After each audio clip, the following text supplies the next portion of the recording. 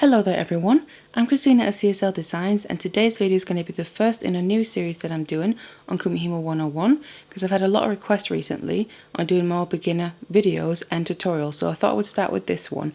And the first video in this series is going to be an introduction to the discs. So if you're a complete beginner that wants to get into Kumihimo, it can sometimes be a bit of a jungle to know where to start because there's different sizes and shapes of the discs themselves. But in my opinion, the best place to start are with these two basic discs here. These are considered the most common ones. So we have a square one and then we have the round one, and these are just a regular size. What's used the very most and people tend to start with the most is the round one. So if you just want to start with one, I recommend that one, but both of these are the basic ones. So the purpose with these two different shapes here is basically to make different shaped braids. So the round one here is mainly to make round braids, and then the square one is mainly to make flat braids. Now that's not absolutely set in stone. There are some braids that you can choose to do on either one or the other and it'll have the same effect. And technically, most if not all braids you can really do on either disc. It's just the shape of the disc that makes it easier to do a certain braid on one rather than the other, because the shape of the disc here doesn't actually affect the braid itself, it's the movements that you make, and it's just those movements that are made easier depending on whether it's round or square, obviously depending what braid it is that you're making.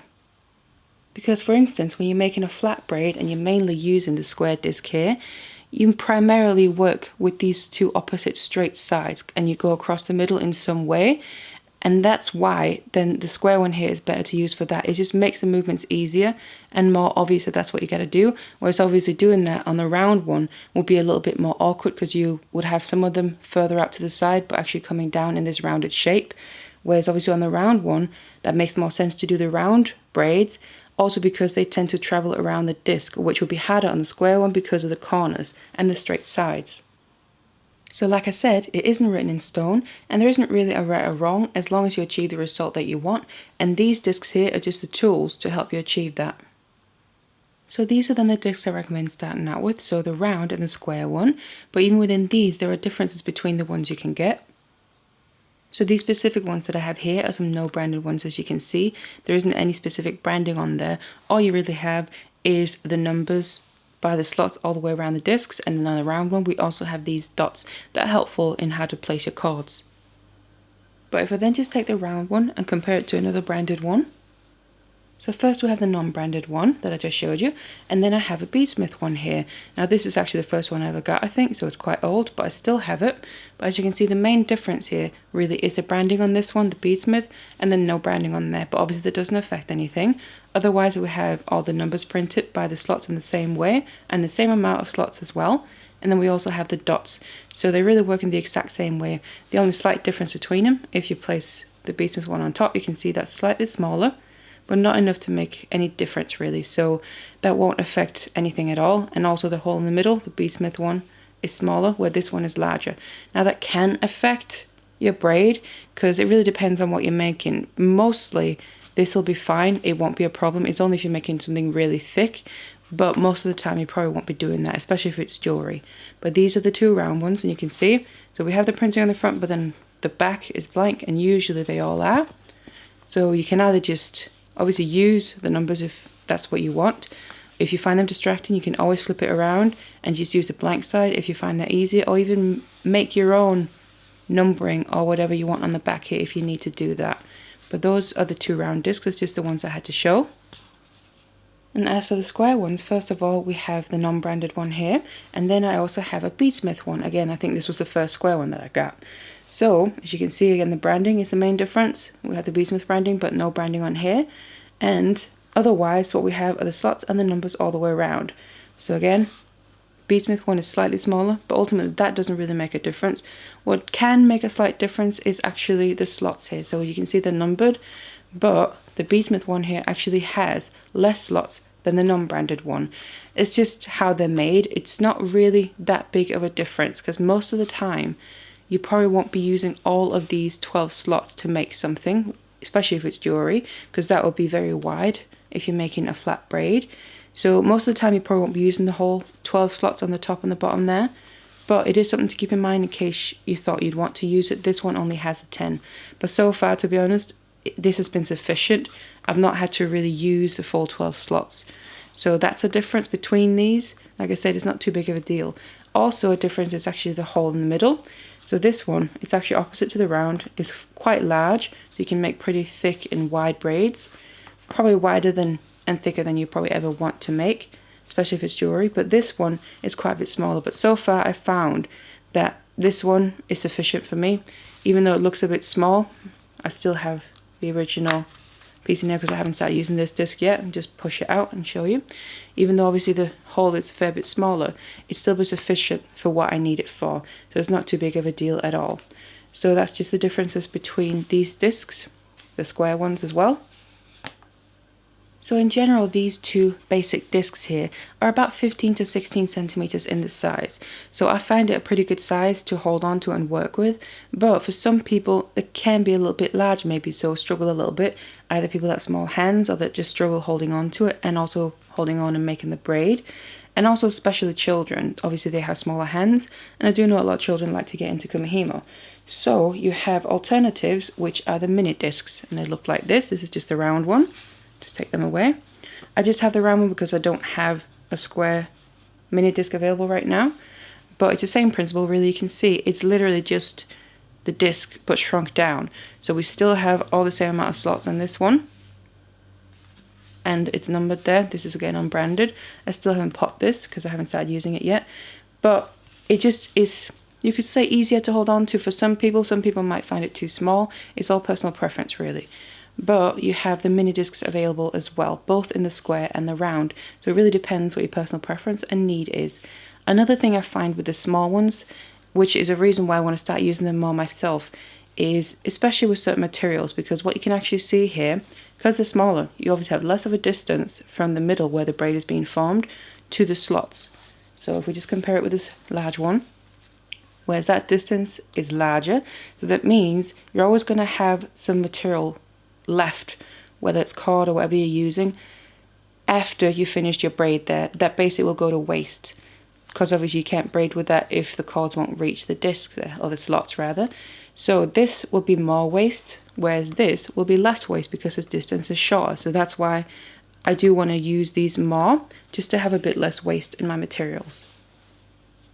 But otherwise, whether you're using the regular ones or the mini ones, you get the exact same results. It's not like you get a smaller braid with these ones, or you can only make smaller braids if you use the mini ones, because you can see you have the same amount of slots, and it really comes down to the movements and the material that you use, not so much the discs themselves.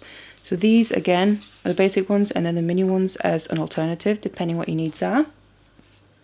So what I also just want to talk about are the slots themselves, and it's the same on all of them. Now if you're just starting out, it's not too crucial to worry about this just yet, but eventually it will become relevant. Now these discs here are made of foam, so obviously it's a material that in time, as it's being used, it will get more and more worn. And what that means is, when you have your length of cord, this is a 0.4 mil, so it's a fine one, and it's very regularly used for beaded Kumihimo, but obviously also for regular. And in a nice and new fresh disc, this will be just fine. And the slots here will be able to hold onto this cord with no problem at all, with a decent tension. Because what we just want to make sure is that the cord isn't going to basically slip through the slots when we don't want them to. But over time, like I said, they'll become looser and more open just using this cord as well. So, for instance, when taking a 1mm cord here and using that, because that's also regularly used for Kumihimo, put that into the slot, you can see, because obviously it's a thicker cord, that is going to actually make the slots widen quicker and more as well.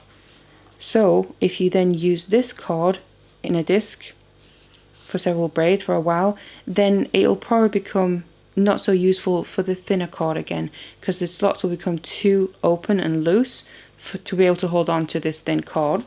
And it's the same principle. If say we take a 2mm one, again that will just widen them even more and even quicker, because again that's a thick cord. But that doesn't mean the disc becomes useless. You could always say use a disc and then gradually step, when you feel like, start out with this thin cord, when you feel like it's becoming a bit too loose for that, then use that disc mainly just for the thicker cord, and then step up again, so they don't just become useless. And there's also other things you can use like wire and that, which obviously will widen them even more. But it's just a little hint that I want to give. So Also, that just means that it doesn't hurt to maybe have a couple of discs. I always have a few discs on the go at once, so I do have a couple that I really just use for the thin cord for a while until I feel they get a bit too loose, and then I just use the rest of my disc for the thicker cords. So that's just a little tip, and also because they're inexpensive, so it's not too bad having a few different of the same disc. Now, speaking of the cost of these discs here, I find them to be quite inexpensive, so there are people that make their own and use them, or if you maybe starting out, you just want to try it before buying any discs, then you can make your own of say cardboard or something, and there are templates out there that you can use. So you can easily do that, but I do find that they're so inexpensive that I don't really see a need for making your own if you don't really need to or want to. So you can easily get them and also get a few, I find, and have it go at the same time if you need to, obviously once you know that you've got into it. But then also, you can really get them everywhere now because Kumihimo has become such a common thing that most online jewelry supply shops, probably physical jewelry supply shops as well, but also places like Amazon and eBay are some really good places. And they always have quite a good selection of them, and also the different sizes and some different kinds of discs as well. And what I'm actually going to do is just put a few links down in the description box below, just so you can go and find them specifically and have a look, just also so you get the idea of maybe how much they cost and where you can buy them. So there's also plenty of starter kits with these discs here, so obviously if you're a beginner that could be a good route to take, because when you're just starting out making Kumihimo and you get 1 or 2 discs, it can be a little bit difficult to then know what to do with them, whereas with a starter kit you'll usually get the discs but also materials like cord, beads and findings, and then be able to make certain projects, and there's going to be instructions as well. Now I personally sell a starter kit for Kumihimo, which I think is great for beginners. Now what I'm going to do is put a link both to my website and Etsy shop down in the description box below there to where I sell them, and you can obviously go there and have a look if you're interested, but there's also plenty of other ones out there.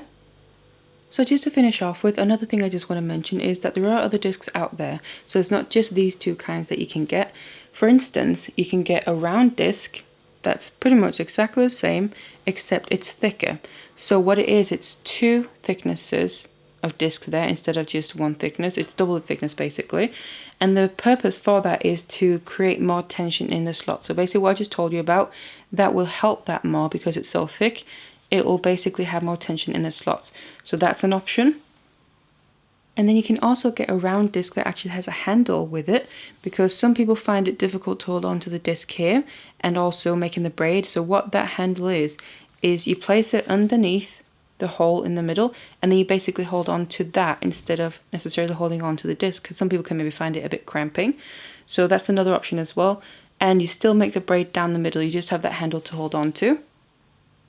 And another round one that you can get is actually one that's pretty much the same, except for the fact that it has more slots. So where this has 32, that has double, so that will have 64 slots. So what that basically means is that you can just use more cords on it to make a braid, and more or less just create more intricate patterns. And those are just a few of the other discs that are available, but like I said, these are the basic ones that are great to start out with. So I really hope that this video was helpful for you if you're a beginner of Kumihimo. And check out the description box below for any links. And like I said, this is the first video in my Kumihimo one-on-one series, and I've also got several other ones planned that's going to be coming up, both some more tips and information videos, but also some tutorials, say on the basic braids and how to finish off your braids in different ways. So I already have those planned, but what I would love to hear from you is what you want to see in this series as well. So if you have any specific requests or something that you're struggling with, please do let me know in the comments down below. Otherwise, I really hope that this one was useful for you, and check out the other ones once I release them in time. And thank you very much for watching.